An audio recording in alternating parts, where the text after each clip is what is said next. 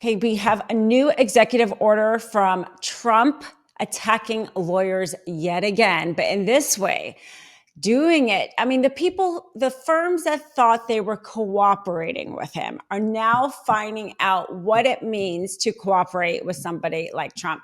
We're here to break it down. Dina Doll, Melba Pearson, you've seen us on the channel. This is our first duet together. Really excited to talk about this topic because, the law firms in general, it may seem like a distant topic, but it's a really important topic for our democracy, his attack on lawyers, because frankly, a lot of these big law firms are the ones who take a lot of cases to the Supreme Court. One of the big law firms I started my career at hasn't yet been attacked by Trump, but the partner there was the one who argued in front of the Supreme Court regarding same-sex marriage, right? You see it again and again. This is why he is going after them. It's why it is so important for our democracy. And this latest executive order, I'm going to read from it just a little bit. And then, Melba, I want to hear what you have to say about it. But it just came out. It says, the Attorney General shall take all appropriate action to create a mechanism to provide legal resources and indemnification to law enforcement officers who unjustly incur expenses and liabilities for action taken during the performance of their official duties to enforce the law. And then, this mechanism shall include the use of private sector pro bono assistance for such law enforcement officers. Unprecedented executive order. Astounding, really. Melba, what is your take on that? Dina, I'm horrified because on so many levels. So first off, you're forcing firms to do free work. Now, all firms do pro bono because, again, we're all members of a bar in some state. I'm barred in Florida in the District of Columbia. Dina, you're barred in several states. So, we have to do, as part of our work, do pro bono hours. That's a thing. But we get to choose what causes are closest to our heart. We get to choose what types of areas we want to be involved in. And here it's really disturbing because the administration is forcing these attorneys to represent police officers, no matter what they may believe. And that incredibly dangerous. And also, too, it's also the level of expertise and comfort. I mean, maybe defending police officers is not your area of expertise. There's nobody on your team that's really great at it. But now that you've made this deal with the devil, you're going to now, well, we'll have to figure it out. And is that the best thing for the people that are being represented? Separate question altogether. But also, what's very latent about all of this is that, we also saw, Dina, how a whole bunch of attorneys from the Civil Rights Division of the Department of Justice have now quit. And I think the two things are not in isolation because traditionally, the Department of Justice Civil Rights Division is usually charged with investigating police departments, figuring out if there's misconduct. Does there need to be a consent decree because they're using excessive force against the people in their area?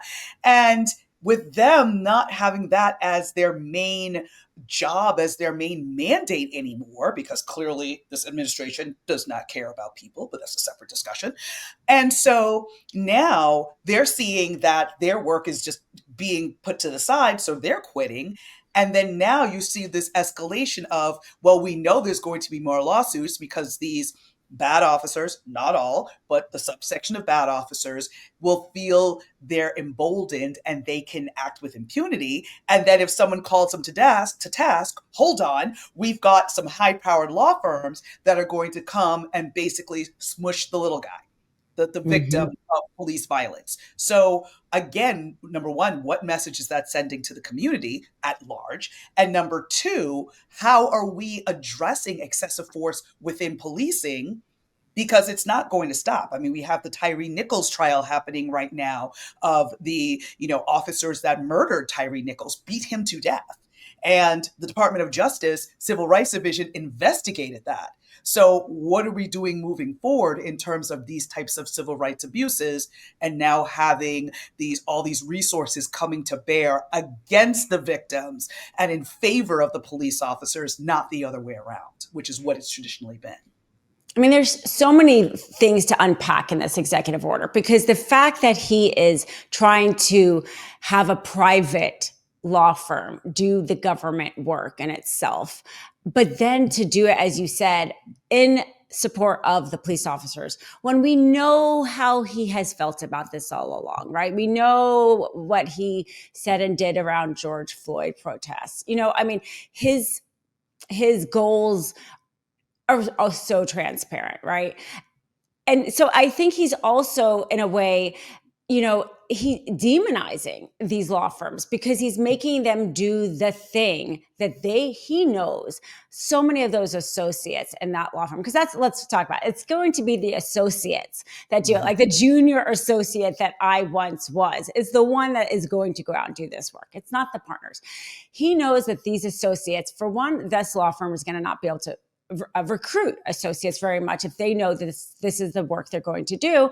And so and that's how he also ends up trying to get people to do his way, because you're asking them to do the one thing that is going to be a huge issue for that firm, right? He didn't ask them to come and do some other type of government work, like even EPA regulatory work, right? Exactly He what I was does thinking. the thing that is going to be the worst thing for them. And so for those 4 law firms who fought him in court, and every single one of them has won, the judge across the board was like, this is blatantly unconstitutional, has paused every executive order, and then so many law firms who agreed to give about $1 billion of pro bono work. I actually talked to somebody at one of those law firms, and they signed a contract with Trump saying that it was up to the firm to decide what services they were going to provide pro bono.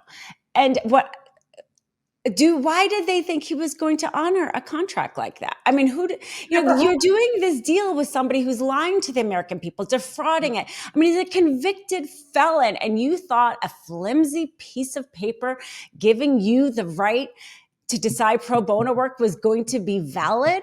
Well, this is coming due. This is why you don't pay in advance. This is why you don't do a deal with somebody like that.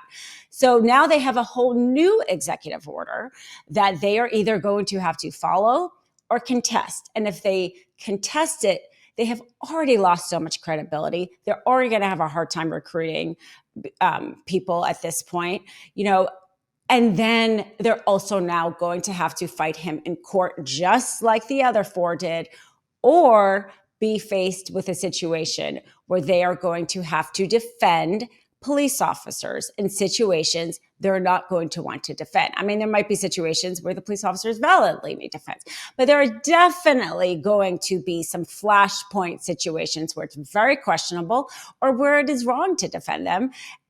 And so this is part of Trump's dismantling democracy. And I hope that the other firms, he's not done, I'm sure. There's other firms he's going to go after, or other institutions in general. Harvard saw what happened when they stood up to Trump. They got millions of dollars in donations pouring in. There's going to be that kid who can get into Harvard or Columbia has their pick. For the most part, right? They're going to go to Harvard now over Columbia, right? For the most part, this is also those law firms, they tend to have their pick. They're all competing for that same person. And so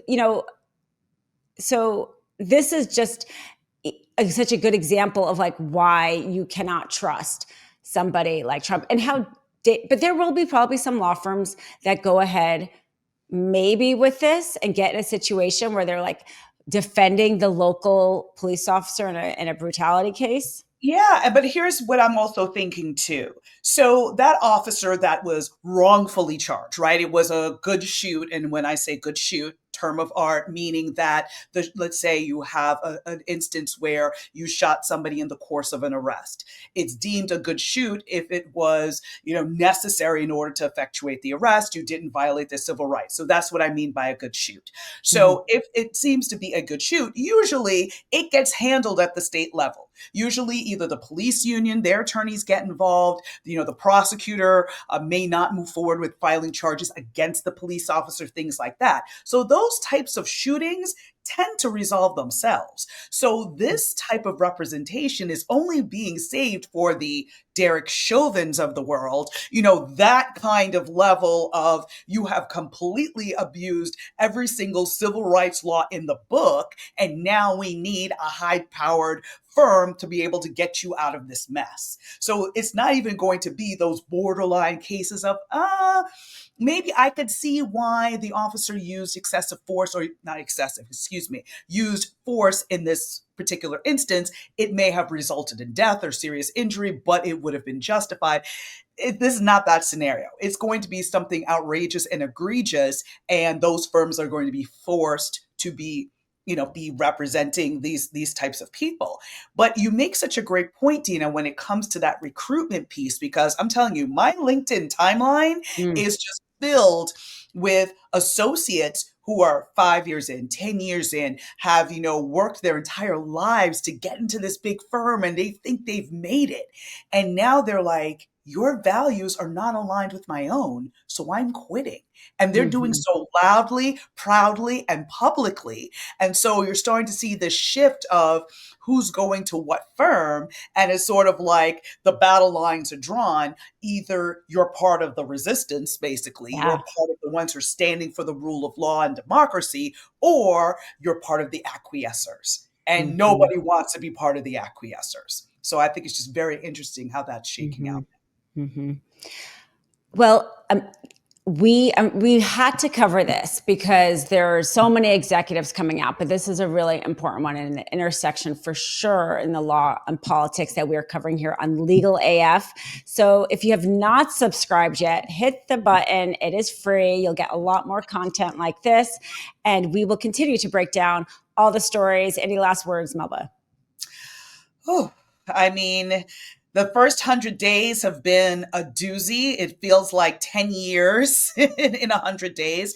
But again, we can't take our foot off the gas. We can't take our eye off the ball. I know it's a lot of information coming at us, but we can't allow ourselves to get overwhelmed.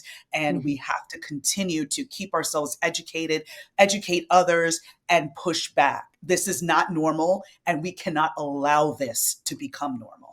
In collaboration with the Midas Touch Network, we just launched the Legal AF YouTube channel. Help us build this pro-democracy channel where I'll be curating the top stories at the intersection of law and politics. Go to YouTube now and free subscribe at Legal AF MTN. That's at Legal AF MTN.